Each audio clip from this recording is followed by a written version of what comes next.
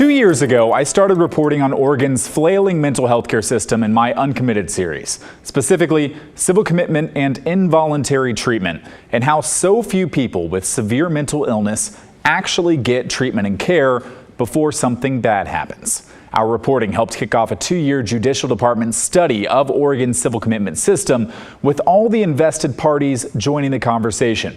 Their final report is out now, and it's our big story tonight.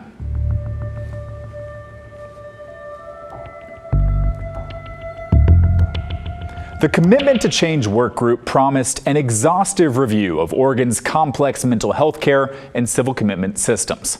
And they certainly looked at everything, producing 129 pages on how we got here, statistics, pitfalls, and ultimately recommendations for change. I read it all, and it's a fascinating and valuable explanation of this crisis with good ideas to expand outreach, develop and fund alternative places for treatment, and better track civil commitment cases. But it leaves a lot of work up to lawmakers in Salem to create any meaningful change, something they have not been able to accomplish in recent years. Here's Jerry Clark, one of the workgroup members. The recommendations are, I would say, quite gentle. So my hope is that people who review this report go beyond the specific recommendations that achieved consensus and look further to what is the data showing us about what's happening in the state of Oregon and where there are unmet needs.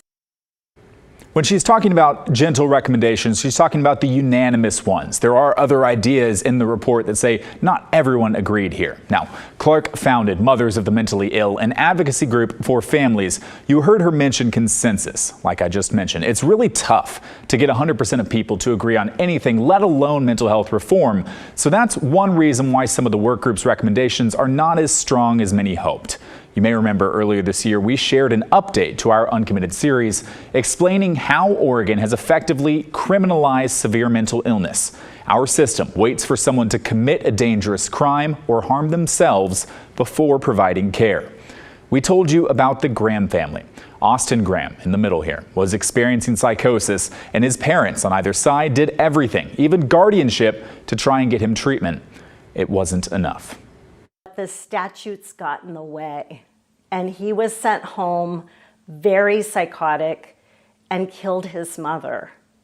There's nothing in the consensus recommendations that provides a remedy for what happened. The status quo will continue to allow that type of harm to happen. Clark says the workgroup's biggest miss was that they failed to redefine dangerousness in Oregon law. Each year, Oregon courts receive nearly 8,000 notices that a person's mental illness is so severe it's causing them to be dangerous to themselves or others.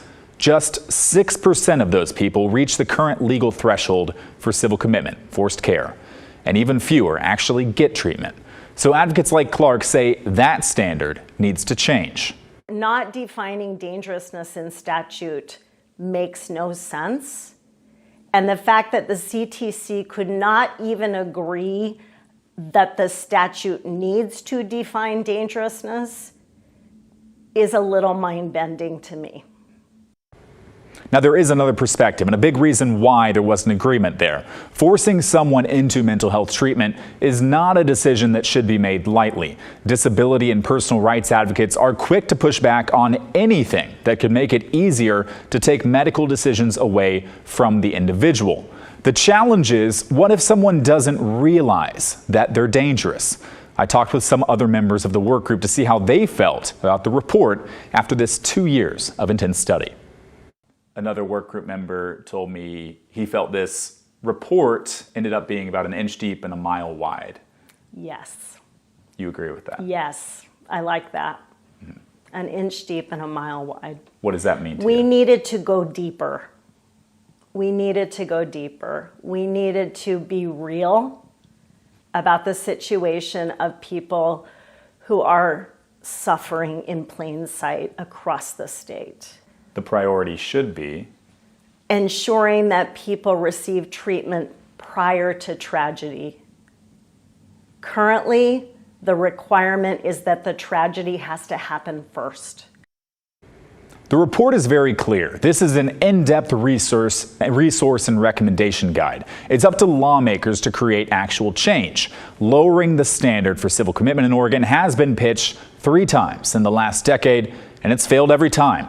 Clark says it feels different this time around. She thinks this report will fuel a legislative push when the long session begins in late January.